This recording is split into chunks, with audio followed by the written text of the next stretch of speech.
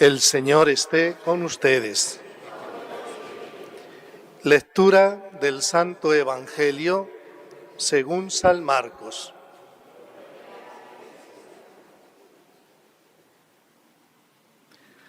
En aquel tiempo, Jesús se marchó a Judea y a Transjordania.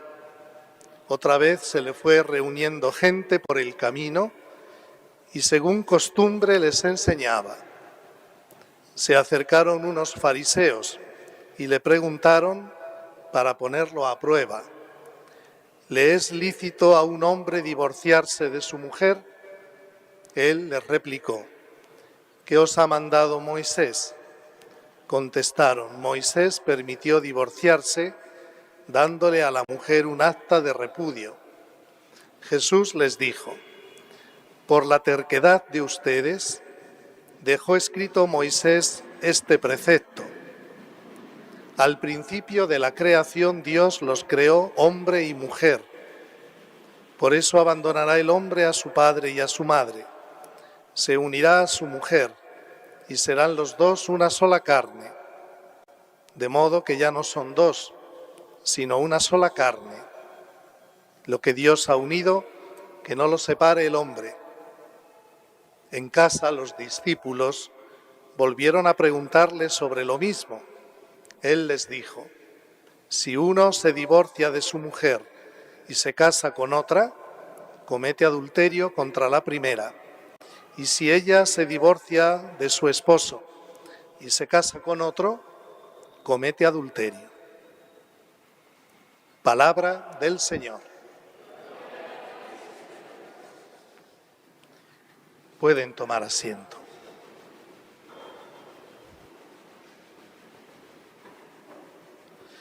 Hoy que celebramos a la Virgen, en este mes de mayo dedicado a la Virgen especialmente, en nuestra prelatura también este año es año de la oración y año mariano, dedicado especialmente a venerar a la Santísima Virgen María. Hoy le pedimos a la Virgen que nos auxilie a nosotros, que somos sus hijos, que pertenecemos a la familia de Dios, al pueblo de Dios, contra las malas enseñanzas sobre el tema que trata hoy Jesús en el Evangelio. Hoy el Evangelio nos muestra al Señor enseñando según su costumbre. Y lo que enseña Jesucristo es la verdad, es la palabra de Dios, porque es Dios mismo el que nos habla en Cristo. Y se acercaron unos fariseos a preguntarle sobre el tema del divorcio. Y dice el Evangelio que le preguntaron para ponerlo a prueba. Para ponerlo a prueba. ¿Le es lícito a un hombre divorciarse de su mujer? Y él les dijo: ¿qué dice Moisés? Moisés permitía el divorcio, dándole un acta de repudio, o sea, despreciando a la mujer, para que se pudiera unir a otra. Y entonces es una práctica que había en tiempos de Jesús, pero no era de Dios, aunque lo escribiera Moisés. No era de Dios, no era lo que Dios quería, no era el plan que Dios tenía sobre el matrimonio. Y entonces Jesús lo que dice: porque eran tan tercos ustedes, sus antepasados, sus padres, que por esa terquedad dejó escrito este precepto Moisés. Pero al principio no fue así. Cuando Dios pensó en el matrimonio, lo pensó entre un varón y una mujer, porque Dios creó al género humano varones y mujeres. Y por eso abandonará el hombre a su padre y a su madre y se unirá a su esposa y serán los dos una sola carne. Por eso el divorcio es como si uno mismo se dividiera su propio cuerpo, como si dividiera su propio cuerpo, porque por el matrimonio el varón y la mujer quedan unidos en una sola carne. De modo que ya no son dos, dice Cristo, sino una sola carne. Y lo que Dios ha unido, que no lo separe el hombre. Bien, pues así es. Eso es lo que Dios quiere. Esa es la voluntad de Dios. Por eso cuando un cristiano está llamado al matrimonio, debe tener en cuenta estas palabras de Dios, estas palabras de Cristo. No, pero es que está de moda divorciarse. Eso son cosas de los hombres. No, es que bueno, sí, nos casamos solo civil porque así nos podemos divorciar. Eso son cosas de los hombres. Para un cristiano, para un hijo de Dios, el único matrimonio válido delante de Dios es el sacramento del matrimonio. Es casarse en el Señor, casarse en la Iglesia. Es el único. Pues entonces yo que soy católico, si me caso solo civil, pues estás en una situación de pecado irregular, porque esa relación que tienes con esa mujer que no es tu esposa, delante de Dios, se convierte en una relación de fornicación cuando tienen relaciones sexuales. Entonces está viviendo en un pecado continuo de fornicación. Y si nos juntamos y si nos ponemos a convivir ya sin matrimonio civil y sin matrimonio religioso, pues igual. Esa unión no es agradable ante Dios porque va contra la misma palabra de Dios. Pero es que todo el mundo lo hace. Bueno, es que las cosas no son buenas o malas porque las haga todo el mundo o las hagan unos pocos, sino que el bien y el mal lo establece Dios, no nosotros, porque nosotros nos podemos equivocar fácilmente, fácilmente. Y aunque vivamos en una sociedad en que la mayoría de la gente convive o solo matrimonio civil, incluso muchos que se tienen por católicos desprecian el sacramento del matrimonio, pues ustedes tienen que saber, porque tienen que saber bien cuál es la doctrina de Dios, que enseña la Iglesia, pues que todos esos católicos pues están despreciando a Dios mismo, están despreciando a la palabra de Dios.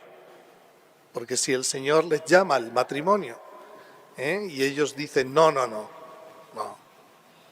nosotros convivimos, nosotros solo matrimonio civil, se está despreciando a Dios. Y por eso están en una situación de pecado, y esa situación de pecado pues les impide acercarse a la confesión si no hay un verdadero arrepentimiento y un cambio en la vida, y les impide acercarse a la Sagrada Comunión porque no se puede recibir al Señor en pecado grave, en pecado mortal, porque se comete otro pecado de sacrilegio. Eso es lo que la Iglesia siempre nos ha enseñado, desde Cristo. Por eso cuando alguien piensa que la Iglesia va a cambiar su doctrina sobre el matrimonio, no puede hacer eso la Iglesia, porque iría en contra. Esta hoja la tendríamos que quitar de la Biblia y echarla al tacho. Tendríamos que romper la Biblia, la palabra de Dios, para hacer lo que nos da la gana, ¿no? La palabra del Señor es muy clara. El Señor, a estos que le preguntaron, les dijo, esto es así. Y nos lo dice hoy a todos y cada uno de nosotros que estamos aquí escuchando la palabra de Dios. Ahora, que tú quieres utilizar tu libertad para vivir contra la voluntad de Dios, allá tú, pero eso traerá consecuencias. Claro que sí. eso traerá consecuencias, porque no podemos dejar el pecado impune. No podemos pensar, yo vivo en pecado toda la vida y Dios me va a bendecir, y Dios, pues no, si no hay arrepentimiento, si no hay conversión, si no hay un cambio de vida en este tema de la relación entre el varón y la mujer, pues el Señor respeta nuestras decisiones, pero nuestras decisiones traen consecuencias para esta vida y para el día del juicio. El Señor está hablando a creyentes, El Señor está hablando a hombres y mujeres que creen en Él y creen en su palabra, con esta claridad. Así pues, ese es el plan de Dios sobre el matrimonio. Entonces, los jóvenes cristianos, si son llamados, porque el matrimonio cristiano es una vocación, si son llamados al matrimonio, ya tienen que empezar a prepararse bien al matrimonio cuando se enamoran, y ahí deben ya prepararse y no vivir el enamoramiento en pecado, porque a veces los jóvenes empiezan a salir, empiezan a conocerse y lo primero que hacen ya es acostarse y tener relaciones sexuales y ya abren la puerta al pecado de fornicación. Cuando el Señor y la Virgen Santísima lo que nos está pidiendo es que se viva esa relación de enamoramiento o de noviazgo en pureza, en castidad, hasta que se vea si es posible que haya ahí un matrimonio o no. Ahí empieza la preparación al matrimonio. No empieza cuando uno le queda una semana para casarse, sino cuando uno se enamora. Cuando uno se enamora. Ahí es donde el varón y la mujer tienen que buscar la gracia de Dios, la fuerza del Señor, para vivir santamente su relación. Y de un enamoramiento y de un noviazgo santo vendrá un matrimonio santo y una familia santa. Y de un enamoramiento en pecado y de un noviazgo en pecado, pues vendrá un matrimonio ya infestado de pecado. ¿Y qué saldrá de ahí una familia santa? Lo dudo. Es algo muy serio, porque el diablo se ha salido con la suya, metiéndonos incluso a los católicos, que fornicar no está tan mal, lo hace todo el mundo, que adulterar no es tan malo porque todo el mundo es infiel, dicen muchos por ahí. Nos ha metido en la cabeza eso, y ya a muchos que se declaran cristianos, católicos, pues les parece normal que los jóvenes vayan fornicando ahí, les parece normal que haya convivencia, que se viva a modo de matrimonio sin ser matrimonio. Nos parece normal el pecado. Y eso es lo peor que nos puede pasar. Porque entonces el que reina en nosotros ya no es Cristo. Es nuestro egoísmo y Satanás. Entonces el Señor nos dice, el matrimonio es así. Para uno que quiera vivir el matrimonio como Dios quiere, así es. Y entonces, en ese matrimonio no se contempla el divorcio, porque lo que Dios ha unido no lo separa el hombre. ¿Qué tiene que hacer entonces ese varón y esa mujer que se casan? Pues casarse, y antes de casarse, conocerse y ver si pueden formar una unión o no. Conocerse a fondo, pero no se van a conocer más porque se vayan a la cama a fornicar. Se van a conocer cuando conocen los defectos de tu futura esposa y los defectos y las manías de tu futuro esposo, y a pesar de eso dice, pues yo sé que mi esposo tiene estos defectos, yo sé que mi enamorado tiene estos defectos o mi enamorada, pero a pesar de eso, yo lo amo, yo lo quiero. Pero cuando se unen dos personas sin conocerse, aunque hayan estado teniendo relaciones todos los días, relaciones sexuales, es un fracaso estrepitoso. Entonces el divorcio no se contempla en el matrimonio cristiano. Entonces hay que luchar por el matrimonio. Es que no existe un matrimonio perfecto, porque no hay ninguna persona perfecta. Hay que luchar. ¿Cuánto daño ha hecho el divorcio? Porque muchas veces ya por cualquier cosita ya se piensa en el divorcio. Lo primero que se piensa es, en vez de luchar por esa relación, es, pues nos separamos. Y enseguida me busco a otro o a otra. ¿Y quiénes son los que más padecen eso? Los niños que han salido de esa relación. Y el Evangelio de hoy pues nos dice claramente, si tú estás casado, bien casado, y te divorcias de tu mujer, estás viviendo en un pecado muy grave que se llama adulterio. Y si tú estás casada y bien casada y te divorcias de tu esposo y te vas con otro, estás viviendo en un pecado muy grave que se llama adulterio. Y el Evangelio de hoy también nos avisa, nos enseña que eso de la ideología de género es un invento de algunos ideólogos, ¿no? Ideología de género que está tan de moda ahora, ¿no? Tú puedes ser lo que tú quieras. El otro día en el aeropuerto, los baños, ¿no? Baños para hombres en su diversidad. Baños para mujeres en su diversidad. ¿Qué es eso? Pues muy sencillo, que si yo en ese momento me siento mujer, me meto en el baño de las mujeres con su diversidad. Y si una mujer quiere meterse en el baño de los varones, con decir, no, es que yo, aunque parezca una mujer, me siento un varón. Esa es la ideología de género. A esos absurdos se llega. Esta ideología que ni tiene nada de científico y es un atentado contra la razón humana. La ideología de género. Pues el Señor nos dice bien claro, los creó varón y mujer. Punto. ¿Cuántos sexos hay? 2. ¿Cuántos géneros hay? 2.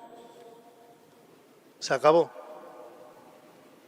Entonces, nosotros, ¿a quién le damos nuestra confianza? ¿A Dios? ¿O a lo que nos dicen por ahí los ideólogos de turno? ¿O los pseudopsicólogos? ¿O los pseudobiólogos? ¿A quién? ¿O los políticos? Nuestro problema es que nos llamamos cristianos, pero luego no le damos importancia a la palabra de Dios y nos creemos cualquier cosa que nos dictan los que manejan el mundo.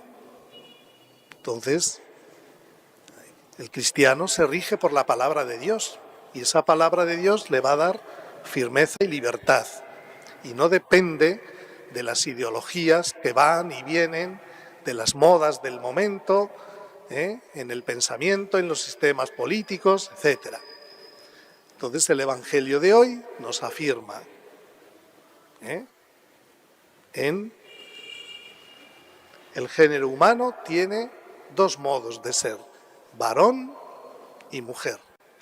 Y el matrimonio, pues esta es la ley que Dios estableció desde el principio.